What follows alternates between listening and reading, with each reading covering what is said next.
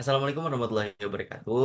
Selamat sore, Bapak Sparta dan teman-teman yang kami hormati. Sebelumnya, perkenalkan kami dari kelompok 9 membahas terkait revenue. Sebelumnya, sebelum masuk kepada materi, izinkan kami selaku pembawa materi ini memperkenalkan diri. Next slide.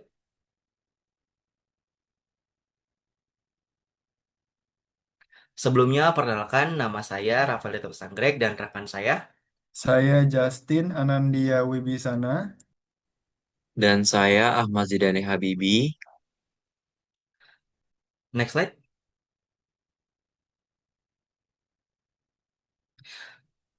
Pada chapter kali ini, yaitu chapter revenue, kami akan membahas terkait 5 poin utama, yaitu pertama, terkait definisi dan karakteristik pendapatan, kedua, pengakuan pendapatan, ketiga, pengukuran pendapatan, keempat, tantangan bagi penetapan standar akuntansi tentang pendapatan, dan terakhir, yang kelima, isu pendapatan bagi auditor. Tanpa berlama-lama lagi, saya akan menyerahkan kepada Justin Anandia Wibisana selaku pembicara pertama. Terima kasih, Rafael. Em, Selanjutnya, kita akan masuk ke tujuan pembelajaran atau learning objective dari chapter revenue kali ini. Ada 5 capaian yang akan kita capai dalam chapter revenue. Yang pertama adalah memahami sifat pendapatan dan berbagai pendekatan yang diambil dalam mendefinisikan pendapatan, termasuk pandangan perilaku atau behavioral view tentang pendapatan.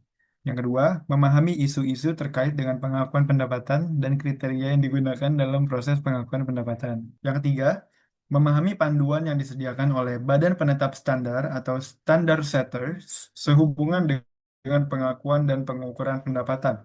Yang keempat, memahami kegiatan Badan Penetap Standar saat ini sehubungan dengan pengakuan dan pengukuran pendapatan. Dan yang terakhir, memahami isu-isu bagi auditor yang muncul dari pengakuan dan pengukuran pendapatan. Selanjutnya, kita akan masuk ke learning objective yang pertama, yaitu definisi revenue. Apa sih pengertian revenue? Revenue itu em, pendapatan atau revenue adalah semua bentuk penerimaan, pemasukan, atau peningkatan aktiva suatu usaha yang merupakan hasil dari penjualan barang atau jasa atau imbal hasil dari suatu investasi selama periode tertentu. Pendapatan juga merupakan manfaat ekonomi yang timbul dari aktivitas normal perusahaan selama satu periode, bila arus masuk itu mengakibatkan kenaikan ekuitas yang tidak berasal dari kontribusi penanaman modal.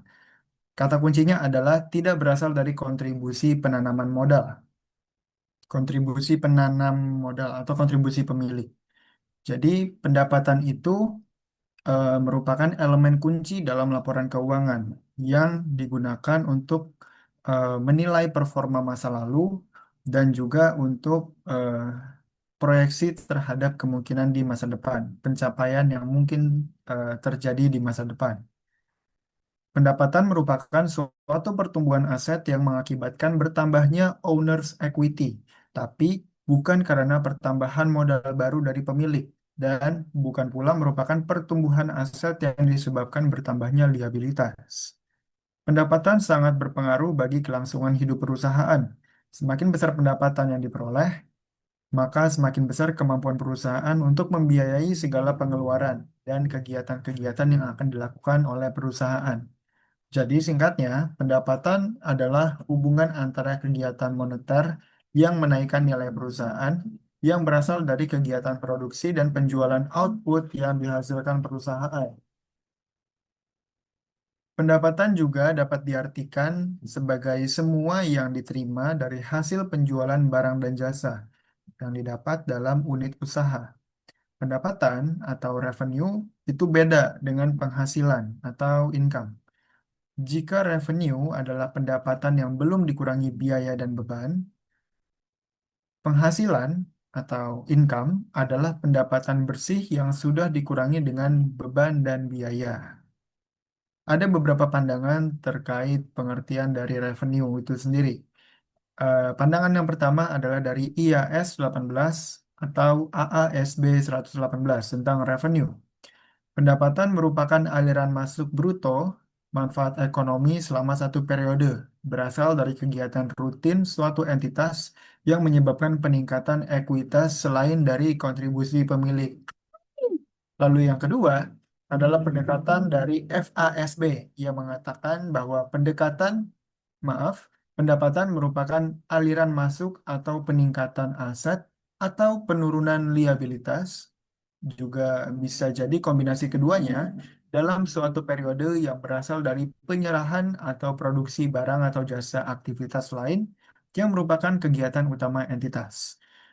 Lalu pendekatan yang ketiga berasal dari IASB Framework, International Accounting Standard Board Framework, tentang revenue forms part of income.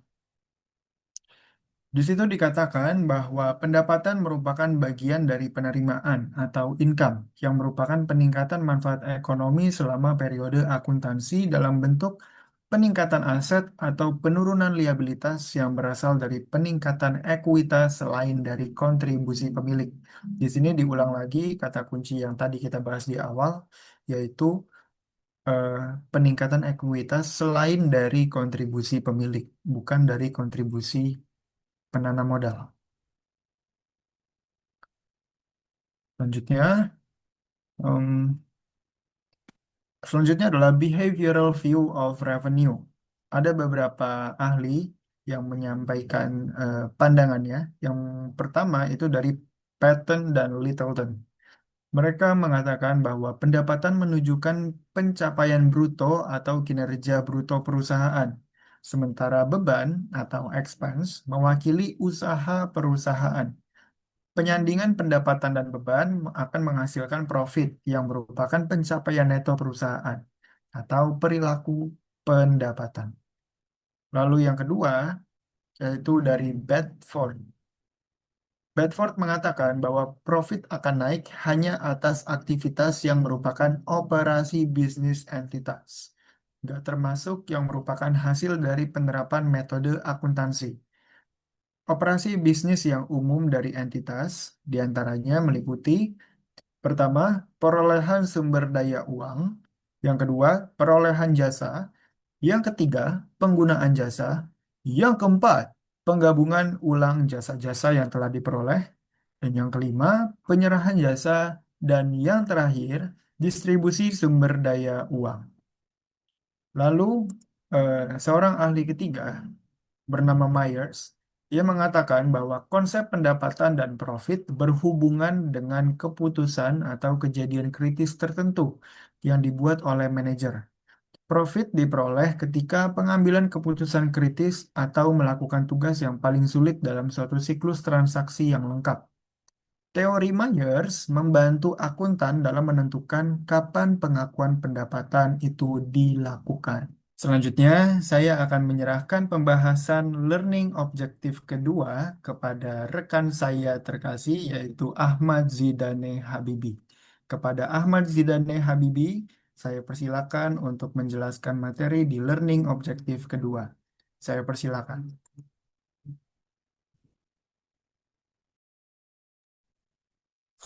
Baik, terima kasih Justin atas penjelasan di bagian pertama. Selanjutnya saya akan menjelaskan mengenai pengakuan pendapatan. Apa sih pengakuan pendapatan? Pengakuan pendapatan adalah proses perekaman formal suatu item dalam catatan akhirnya dilaporkan dalam laporan keuangan, termasuk pelaporan awal sebuah item maupun perubahan berikutnya yang berhubungan dengan item tersebut. Menurut PSAK nomor 72 dan IFRS nomor 15, pendapatan diakui ketika perusahaan memenuhi kewajiban pelaksananya atau performance obligation, yaitu ketika barang atau jasa telah diserahkan dan pelanggan memperoleh kendali atas barang atau jasa tersebut. Nah, tujuan utama dari pengakuan pendapatan adalah agar laporan keuangan menunjukkan pendapatan yang benar-benar dihasilkan, bukan sekedar transaksi keuangan yang belum memberikan manfaat ekonomi bagi perusahaan. Nah, jadi di bagian ini juga kita bakal ngebahas bagaimana dan kapan perusahaan seharusnya mengakui pendapatan. Nah, prinsip pengakuan pendapatan ini sangat penting karena dapat mengaruhi laba bersih dan dengan demikian persepsi investor terhadap kinerja sebuah perusahaan. Nah, dalam sejarahnya, konsep ini berkembang dari penilaian kekayaan bersih menjadi konsep realisasi pendapatan yang lebih konservatif dan objektif. Nah, berikut ada dua perspektif dari pengakuan pendapatan. Yang pertama itu ada historical perspective. Nah, pada abad ke-19 atau selama pada abad ke-19, income atau profit bagi sebuah entitas atau perusahaan ditentukan berdasarkan konsep peningkatan dalam kekayaan bersih yang dilakukan baik melalui kebijakan akuntansi, penggantian, atau dengan penilaian aset secara periodik.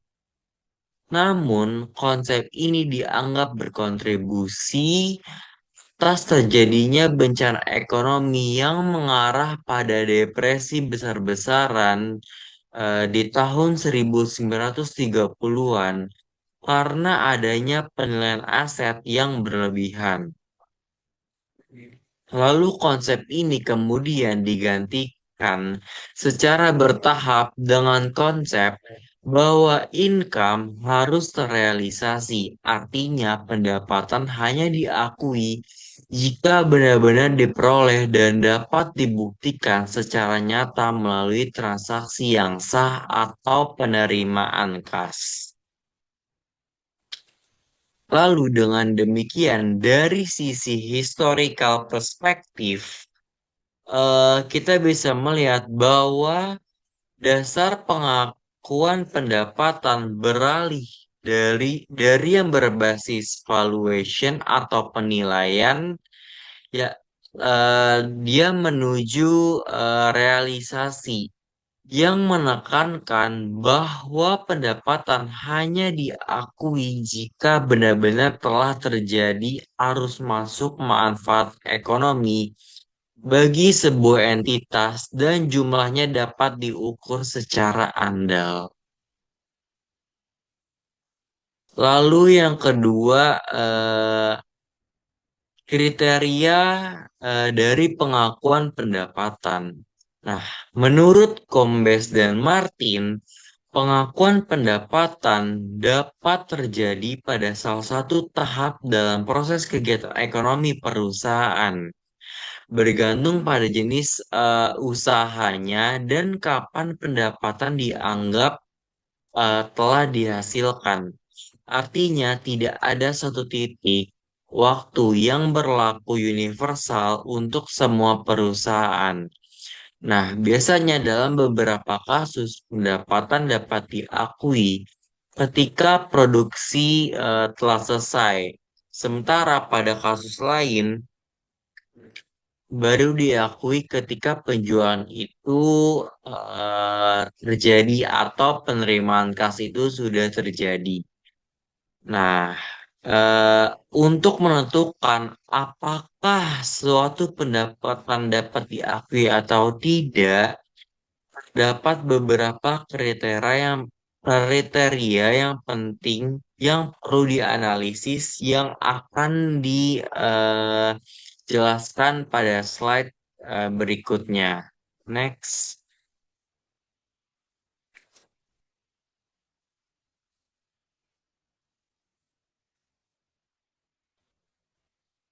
Oke. Yang pertama itu ada kriteria measurability of asset value. Nah, kriteria measurability of asset value menekankan bahwa pendapatan hanya dapat diakui jika nilainya dapat diukur secara andal dan objektif. Nah, Prinsip utama ini yang digunakan adalah konservatisme, yaitu pendapatan diakui hanya benar-benar terrealisasi atau terjadi secara nyata, aktual, seperti itu. Nah, dengan demikian, eh, pengakuan pendapatan memerlukan dua aspek penting, yaitu yang pertama ada collectability, yaitu kemampuan perusahaan eh, untuk menagih kas dari transaksi. Dan yang kedua itu ada aspek permanen, yaitu kepastian bahwa pendapatan yang telah diakui tidak akan dibatalkan. Nah, konsep ini juga menuntut adanya bukti objektif yang dapat diverifikasi oleh pihak lain seperti faktur, kontrak, atau bukti pembayaran. Lalu yang kedua, ada kriteria existence of a transactions. Nah, kriteria kedua ini adalah adanya transaksi yang sah antara entitas dengan pihak eksternal. Pendapatan baru dapat diakui apabila telah terjadi transaksi ekonomi nyata di mana pihak lain menyatakan kesediaannya untuk membayar harga yang diberikan atas barang atau jasa perusahaan. Kita juga bisa melihat bahwa adanya transaksi ini menjadi bukti objektif bahwa telah terjadi peningkatan nilai perusahaan akibat pertukaran barang atau jasa yang memiliki nilai ekonomi. Misalnya pada saat pembelian melakukan pemesanan dan perusahaan menyerahkan barang sesuai kesepakatan. Nah, maka transaksi tersebut menciptakan dasar yang kuat untuk mengakui sebuah pendapatan. Kriteria ini juga menekankan bahwa pengakuan pendapatan tidak boleh didasarkan pada ekspektasi atau niat manajemen semata, melainkan pada bukti yang dapat diverifikasi seperti kontrak, nota penjualan, atau bukti penerimaan kas. Dengan kata lain, transaksi eksternal menjadi elemen utama yang mengubah potensi pendapatan menjadi pendapatan yang sah secara akuntansi. Lalu yang ketiga ada kriteria substantial completion of the earning process, yaitu bahwa proses penciptaan pendapatan harus sudah diselesaikan secara substansial. Pendapatan tidak dianggap telah diperoleh hanya karena adanya kontrak atau kesepakatan, tetapi baru diakui jika perusahaan telah melaksanakan sebagian besar kegiatan yang menghasilkan pendapatan tersebut. Sebagai contoh, perusahaan manufaktur dapat mengakui pendapatan setelah barang diproduksi dan dikirim ke pelanggan. Demikian pula, perusahaan jasa baru dapat mengakui pendapatan setelah jasa yang dijanjikan itu selesai diberikan kepada si klien. Nah, dengan kata lain, pendapatan mencerminkan hasil dari aktivitas ekonomi yang telah benar-benar terjadi dan menghasilkan manfaat ekonomi bagi sebuah perusahaan. Lalu kriteria ini juga memastikan bahwa pendapatan yang diakui dalam laporan keuangan benar-benar mencerminkan kinerja aktual sebuah perusahaan. Jadi bukan hanya sekedar potensi atau harapan pendapatan di masa yang akan datang. Oke. Next, oke. Slide berikut ini akan dijelaskan oleh partner saya, yaitu Rafael Detovich Anggrek. Kepada Rafael dipersilahkan. Baik, terima kasih banyak Dane atas penjelasannya. Baik teman-teman dan Bapak Sparta, mohon izin. Sekarang kita akan masuk ke learning objektif ketiga atau tujuan pembelajaran ketiga terkait pengukuran pendapatan atau revenue measurement. Kita mesti mengetahui dulu pengakuan pendapatan menurut IASB atau International Accounting Standard Board Framework paragraf 83 mensyaratkan dua kriteria, yaitu adanya kemungkinan manfaat ekonomi di masa depan yang mengalir ke entitas, dan yang kedua jumlahnya dapat diukur secara andal. Kita contohkan pada kemungkinan yang pertama, yaitu kemungkinan besar manfaat ekonomi masa depan akan mengalir ke atau dari entitas. Contohnya PT Pertamina menerima pembayaran di muka untuk suplai bahan bakar industri. Karena arus kas masuk di masa depan sangat mungkin terjadi, maka pendapatan diakui sesuai dengan PSAK nomor 72 paragraf 9 berdasarkan IFRS nomor 15. Dan untuk contoh yang kedua, yaitu jumlahnya dapat diukur secara andal. Kita contohkan sebagai PT Indosat mengakui pendapatan langganan prabayar sesuai nilai kontrak yang jelas dan terdokumentasi, sehingga memenuhi kriteria pengukuran andal sesuai dengan PSAK nomor 72 paragraf 56. Dan juga kita menambahkan yaitu Accounting Standard nomor 18 atau America Accounting Standard Board nomor 118 memisahkan pengakuan pendapatan untuk tiga jenis, yaitu penjualan barang, pemberi jasa, dan interest, royalty, dan dividen, yang nanti kita akan jabarkan di slide-slide berikutnya dengan fokus pada substansi ekonomi transaksi atau transaksi risiko dan manfaat dari aspek yang legal. Dan juga kami menambahkan menurut Belqui atau ahli pada tahun 2006 terdapat dua metode yang biasa digunakan dalam pengakuan pendapatan, yaitu yang pertama dasar kejadian penting atau cash basis, dan yang kedua adalah dasar akrual atau actual basis. Next slide.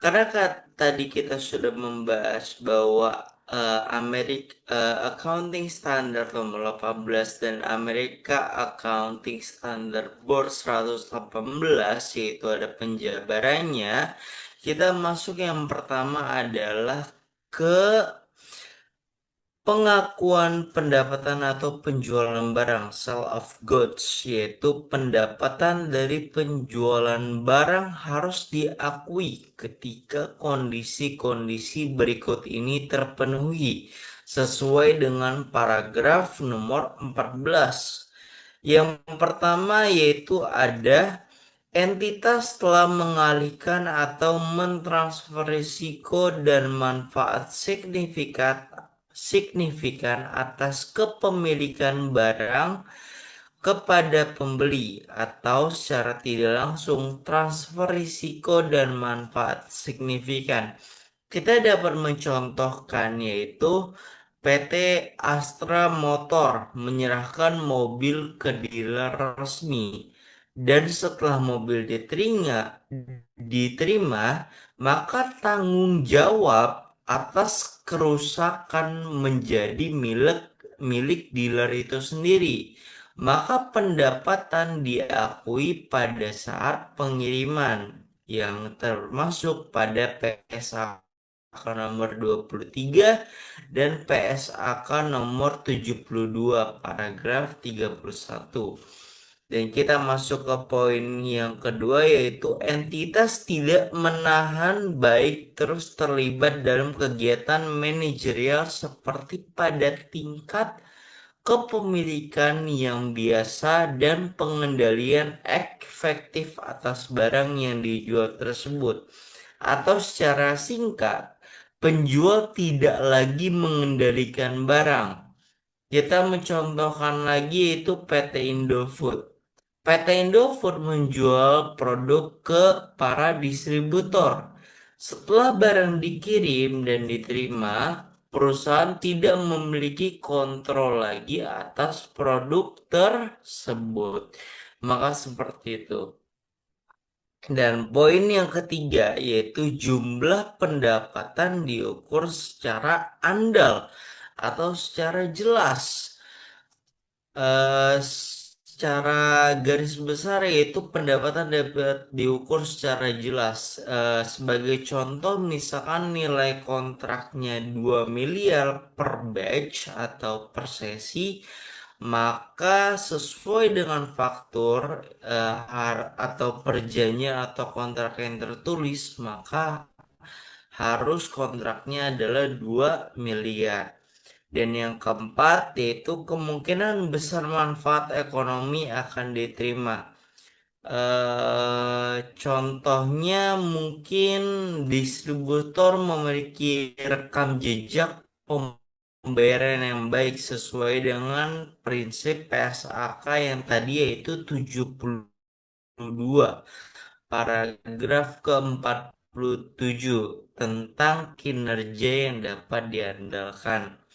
Dan yang terakhir yaitu biaya yang timbul terkait transaksi dapat diukur secara andal atau secara jelas lagi.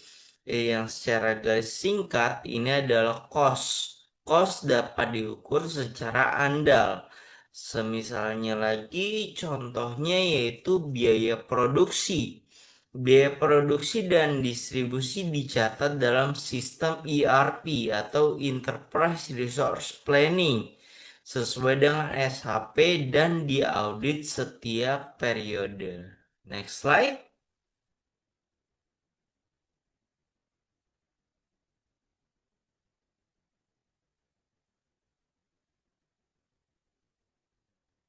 Next.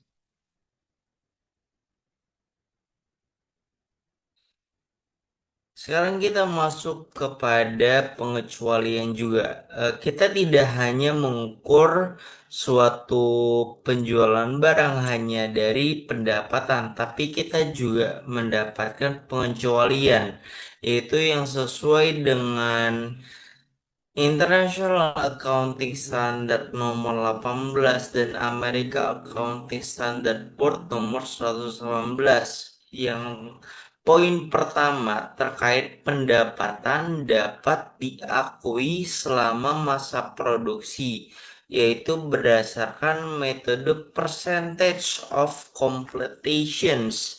Hal ini dianggap memenuhi kriteria pengakuan pendapatan, yaitu dapat diukur secara andal dan jelas, dan adanya transaksi, yaitu kontrak. Seperti yang tadi teman saya jelaskan, yaitu Dane. Penentuan percentage of completion dapat dilakukan dengan cara yang pertama, proporsi biaya kontrak dibebankan pada pekerjaan yang dilakukan sampai periode tertentu dibandingkan dengan total estimasi biaya. eh dan yang kedua, survei pada pekerjaan yang dilakukan. Dan yang ketiga, penyelesaian fisik secara proporsional dibandingkan dengan kontrak pekerjaan. Mungkin pada poin A yang kali ini kita akan memberikan contoh yaitu PT Indosat. PT Indosat mengakui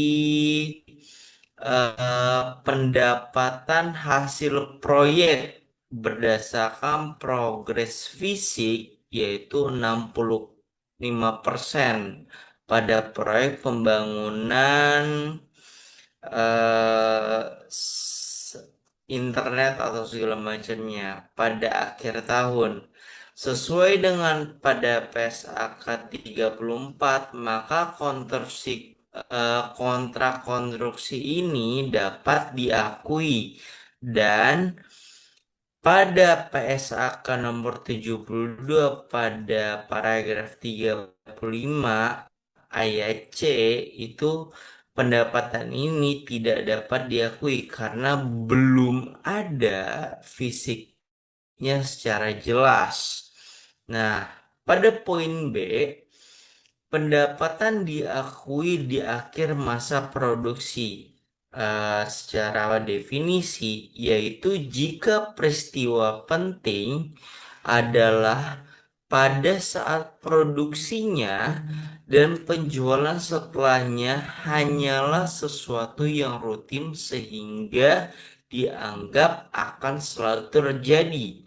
Contohnya, PT Antam mengakui pendapatan setelah produksi emas selesai karena penjualan pasca produksi dianggap rutin dan pasti terjadi ke pasar. Semisalkan yang tadi sama, jadi setelah Antam ini memproduksi emas-emasnya, maka akan didistribusikan kepada produsen-produsen yang ada di pasar.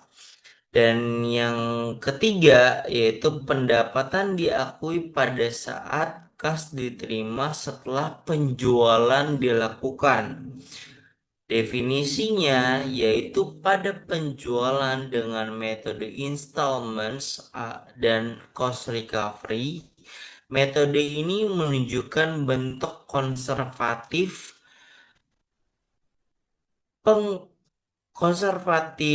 pengakuan pendapatan dan penting karena kriteria pengakuan pendapatan pertama atau measurability dan ketiga penyelesaian substansial tidak terpenuhi. Pembuktiannya adalah hanya berdasarkan kas yang diterima oleh pelanggan. Contohnya, yaitu PT Ciputra Property mengakui pendapatan rumah bertahap sesuai kas diterima oleh pelanggan. Sesuai dengan juga PSAK nomor 72 paragraf bagian 63. Next slide.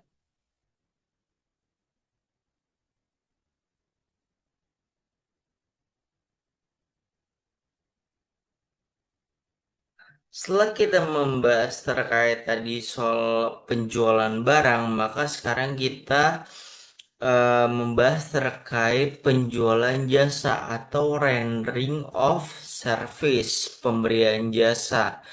Sesuai yang kita bahas terkait dengan International Accounting Standard nomor 18, Amerika Accounting Standard Board nomor 118, ayat paragraf 20.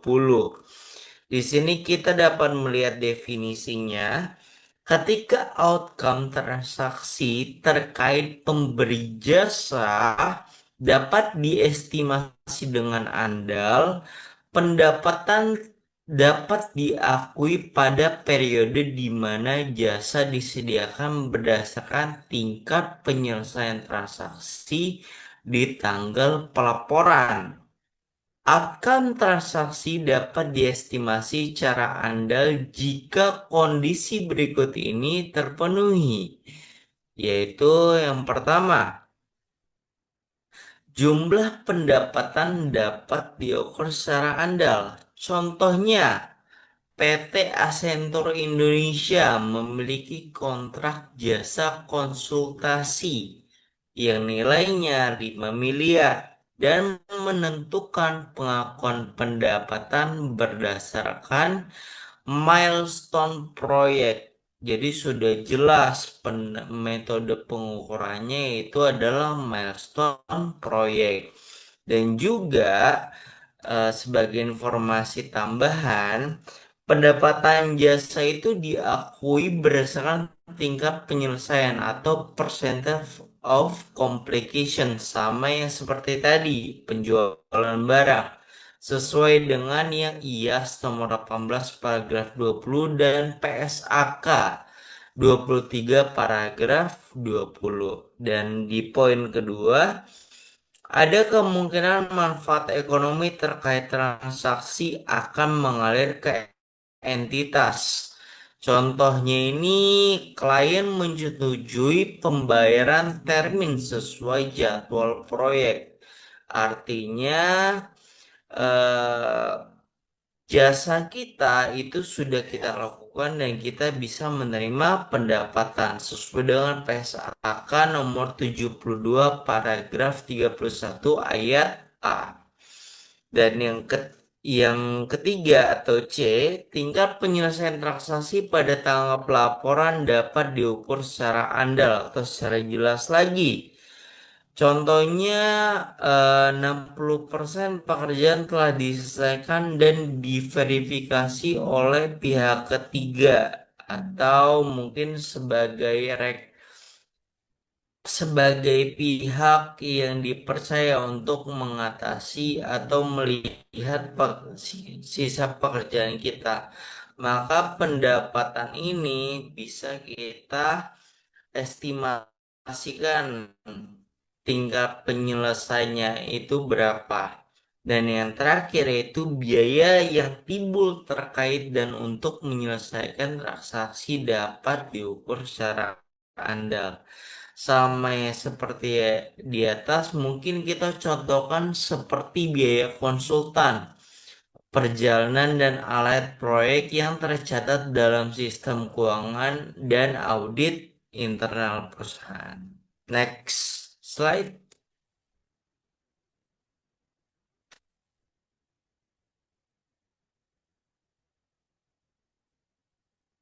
Next slide.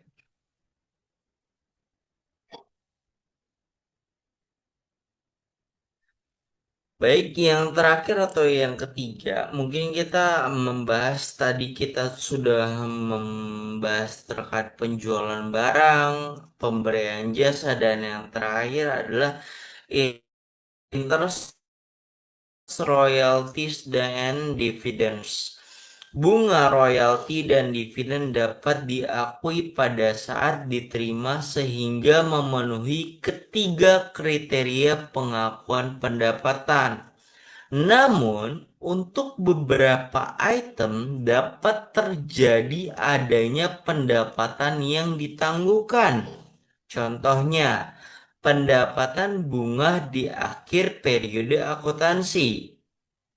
Pendapatan atas bunga, royalti, dan dividen diakui ketika yang pertama, pada poin pertama, ada kemungkinan manfaat ekonomi terkait transaksi yang akan mengalir ke entitas. Mungkin kita contohkan di dalam sini, PT Bank Sentral Asia atau BCA mengakui bunga kredit berdasarkan metode suku bunga efektif atau efektif control interest, bukan kas diterima kayak cash basis. Dan ini juga sesuai dengan PSAK nomor 71 paragraf 5, 4, dan 1.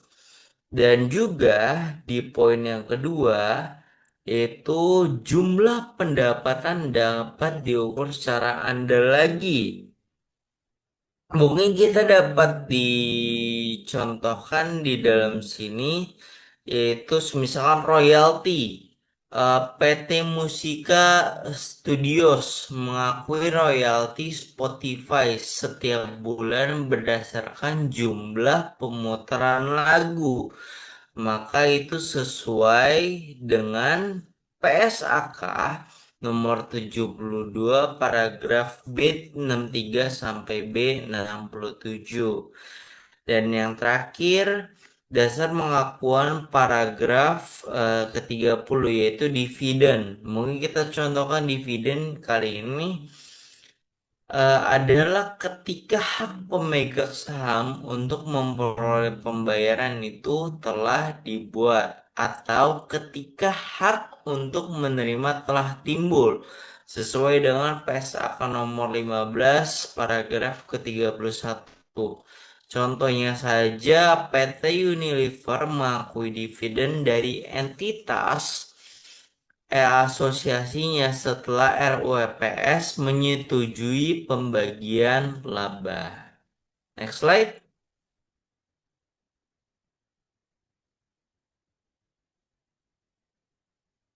Oke, sekarang mungkin yang terakhir yaitu learning objektif yang keempat, yaitu kita akan membahas terkait tantangan bagi penyusunan standar atau challenges for standard setters, development in revenue recognition and measurement. International Accounting Standard Board dan FASB melakukan proyek kerjasama untuk membuat seperangkat prinsip-prinsip yang komprehensif dalam hal pengakuan dan pengukuran pendapatan karena dilatar belakangi oleh yang pertama yaitu literatur yang ada belum menyajikan dengan baik terkait transaksi pendapatan. Yang kedua, transaksi pendapatan saat ini menjadi lebih kompleks, semisalnya transaksi gabung barang atau merger, baik barang, jasa, ataupun transaksi keuangan. Yang ketiga, adanya inkonsistensi antara International Accounting Standard Board Framework dan beberapa standar lainnya yang berlaku. Yang keempat, standar yang ada tidak menguraikan dengan baik transaksi yang melibatkan komponen atau rencana pendapatan multi elemen. Dan yang terakhir, FASB mengindikasikan tidak adanya pedoman tentang pengakuan pendapatan dan kurangnya konsep dasar untuk mengatasi isu-isu yang relevan. Next slide.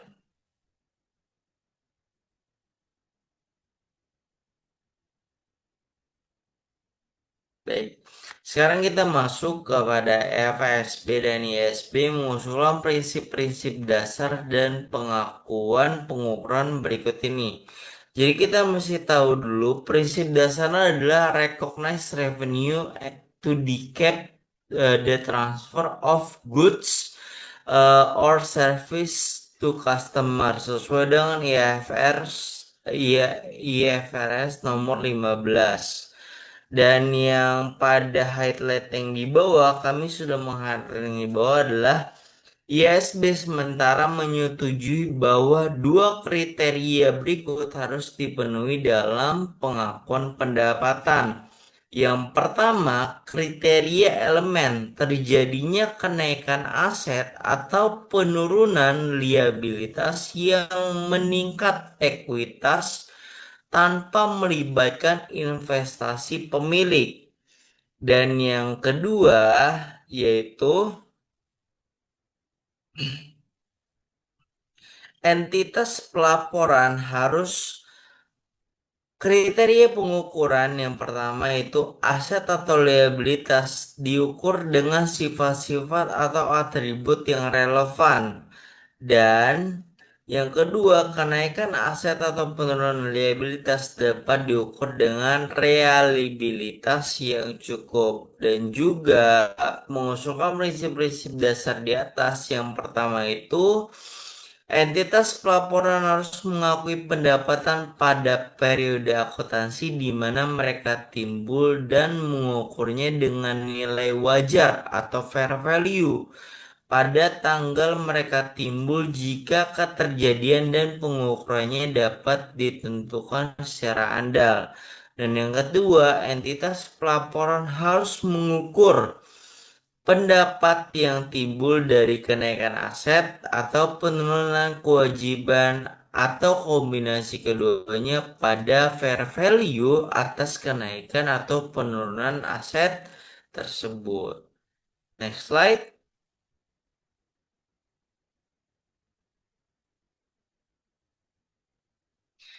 Kita masuk ke slide yang paling terakhir terkait learning objektif yang keempat yaitu fair value measurement atau pengukuran nilai wajar. Beberapa standar seperti PSAK nomor 68 dan IFRS nomor 13 mengharuskan perubahan nilai aset dicatat sebagai laba atau rugi meskipun belum terrealisasi. Definisi pendapatan yang diadopsi dari International Accounting Standard Board adalah bahwa pendapatan dapat mencakup hasil dari perubahan nilai bersih aset. Beberapa standar IASB mengharuskan keuntungan dan kerugian sama yang timbul dari pengukuran kembali aset yang dimasukkan dalam operating atau dalam comprehensive income meskipun telah terrealisasi atau belum terrealisasi.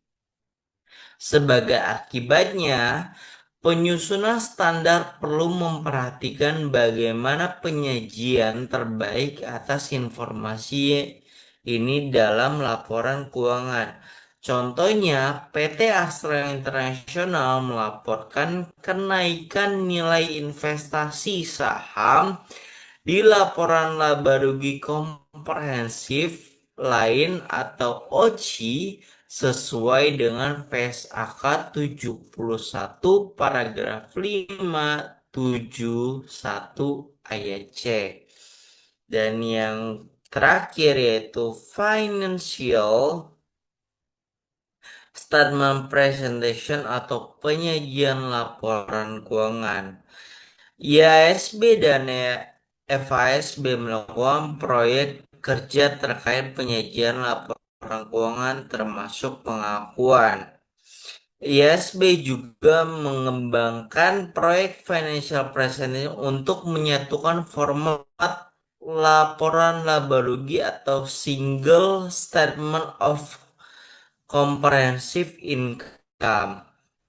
Nah, kesimpulan sementara dari PSAK 1 paragraf 81A sampai B yaitu A. Laporan laba rugi tunggal mencakup semua pendapatan dan beban. B. Realisasi bukan satu-satunya dasar pengakuan. Dan yang C. Perlu pemisahan jelas antara kinerja dan pengukuran. Seperti yang ada di bawah. Atau mungkin kita bisa mengambil kesimpulan akhirnya yaitu International Accounting Standard 1 sesuai dengan definisi yang ada di dalam PPT. Nah, sebagai contoh dan terakhir, yaitu PT Garuda Indonesia misalkan memisahkan pendapatan operasional, penjualan tiket dengan pendapatan non operasional, yaitu selisih kurs, nilai wajar derivatif dalam satu laporan keuangan komprehensif. Seperti itu. Terima kasih banyak. Selanjutnya mungkin akan dijelaskan kembali oleh rekan saya yaitu Ahmad Zidani Habibi. Kepada Ahmad Zidani Habibi saya persilakan. Oke, terima kasih Rafael atas penjelasan dari learning objektif yang keempat. Nah, selanjutnya kita bakal ngebahas untuk learning objektif yang terakhir, yaitu mengenai isu pendapatan bagi seorang auditor. Yang pertama itu pasti adanya risiko penyajian pendapatan terlalu besar atau yang bisa disebut dengan overstatement. Nah, overstatement ini terjadi ketika pendapatan dicatat lebih tinggi dari yang sebenarnya. Hal ini disebabkan karena transaksi belum terjadi. Jadi jumlah pendapatan salah dicatat atau pendapatan dari periode yang mendatang diakui lebih awal. Nah, biasanya masalah overstatement ini itu tuh lebih serius dibandingkan understatement karena sering dilakukan untuk menutupi kondisi keuangan yang sebenarnya. Nah, auditor juga eh, lebih rentan disalahkan jika gagal mendeteksi pendapatan yang berlebihan. Nah, menurut PCAOB yaitu banyak kesalahan material laporan keuangan berasal dari akun pendapatan dan lebih dari separuh kasus penipuan keuangan melibatkan overstatement pendapatan. Nah, si auditor ini pasti harus menilai secara hati-hati apakah transaksinya tersebut itu tuh benar-benar terjadi. Nah, jadi apakah jumlahnya juga akurat dan dicatatkah pada periode yang tepat? Jadi, emang si auditornya ini harus benar-benar eh, memeriksa apakah transaksi tersebut tuh terjadi di sebuah perusahaan.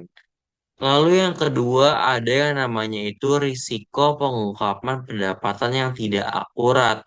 Nah, risiko ini muncul jika informasi pendapatannya itu tidak diungkapkan secara jelas, lengkap atau sesuai standar. Ungkapan yang tidak akurat dapat menyesatkan pengguna laporan keuangan. Nah, berdasarkan PSAK nomor 72 dan IFRS nomor 15, yaitu perusahaan itu wajib untuk mengungkapkan kebijakan pengakuan pendapatan. Lalu yang kedua itu ada jenis kontrak dan kewajiban kinerja. Yang ketiga itu ada jumlah pendapatan dan waktu pengakuan. Dan yang terakhir itu atau yang keempat itu adanya ketidakpastian atau estimasi yang memengaruhi pendapatan. Nah, di bawah ini juga ada beberapa risiko atau area yang sangat krusial jika auditor itu menemukan salah saji eh, material pada laporan keuangan. Yang pertama itu ada yang namanya cut-off issue. Nah, yaitu risiko salah periode pencatatan. Nah, masalah cut-off issue ini itu tuh sering terjadi ketika pendapatan dicatat tidak pada periode yang semestinya. Misalnya, penjualan Desember itu dicatatnya pada Januari atau sebaliknya. Nah, untuk mengubah laba periode perjalanan, si auditor ini harus pastinya untuk memeriksa transaksi sekitar tanggal neraca tersebut guna untuk memastikan apakah waktu pengakuan pendapatan tersebut tuh sudah tepat. Lalu yang kedua ada pendapatan fiktif atau penjualnya itu dicatat tanpa transaksi nyata. Nah, pendapatan fiktif ini tuh juga sering terjadi atau sering digunakan untuk membesar laba sebuah perusahaan. Kasus ini muncul ketika eh, perusahaan mencatat faktur palsu penjualan ke pihak berelasi tanpa substansi ekonomi atau menunda pencatatan return. Nah, jadi si auditornya ini tuh perlu menelusuri kesesuaian antara faktur, bukti pengiriman, dan penerimaan kas. Lalu yang ketiga ada transaksi bersyarat atau penjualan bersyarat. Nah, seperti consignment and bill and wholesalers itu tuh perlu dievaluasi pengakuannya. Karena biasanya dari consignment sales atau build and hold sales ini itu tuh sering menimbulkan salah saji pada laporan keuangan. Dalam transaksi seperti ini, nah si auditornya ini tuh harus memastikan apakah risiko dan manfaat kepemilikan itu benar-benar telah berpindah kepada pelanggan sebelum pendapatannya ini diakui. Lalu yang keempat ini ada return and discount penjualan, yaitu risiko pendapatan dilaporkannya ini terlalu tinggi. Nah, return and discount penjualan dapat menyebabkan pendapatan dilaporkan terlalu besar jika perusahaannya ini tidak membuat estimasi penyisian yang memadai. Jadi, atau maka si auditornya ini perlu memeriksa tren return and potongan diskon eh, untuk menilai kewajaran dari cadangan tersebut. Lalu yang kelima ada kontrak jangka panjang, yaitu di mana tantangan estimasi progres proyek dan pengakuan pendapatan. Untuk perusahaan yang memiliki proyek jangka panjang, auditor ini harus menilai apakah metode pengakuan pendapatan seperti tadi yang dibahas sebelumnya, yaitu percentage of completion, diterapkan dengan benar berdasarkan progres aktual yang pekerjaan. Dan yang terakhir ini atau yang keenam ada pendapatan non-operasional, yaitu risiko salah klasifikasi atau manipulasi untuk menutup kerugian. Nah, biasanya ini banyak nih kasus-kasus yang sering terjadi pada konsep pendapatan non-operasional ini. Nah, jadi langkah auditornya ini dia tuh harus eh, mewaspadai pendapatan non-operasional seperti laba penjualan aset atau bunga yang mungkin disajikan secara salah untuk mempercantik laba operasional. Jadi banyak mungkin atau ada kasus-kasus perusahaan yang mempercantik labanya padahal tidak kejadiannya atau aktualnya itu tidak terjadi seperti yang dicatat sama si perusahaannya ini di dalam laporan keuangan seperti itu. Oke, jadi eh, itu pembahasan dari subbab atau learning objektif yang kelima. Sebelumnya terima kasih pada Rafael dan Justin. Oke, oke, bisa di next.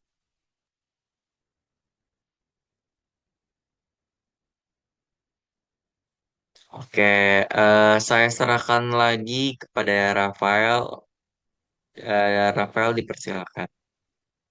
Baik, terima kasih kepada Justin dan Ahmad Zidane Habibie yang telah menjelaskan terkait learning objektif yang pertama sampai yang kelima. Saya mengucapkan terima kasih banyak pada rekan-rekan saya yang telah membantu membuat video ini dan saya berharap semoga video kami bisa bermanfaat manfaat bagi Bapak Sparta dan teman-teman sekalian. Saya mengucapkan terima kasih banyak sekaligus mewakili rekan-rekan saya. Terima kasih banyak. Wassalamualaikum warahmatullahi wabarakatuh.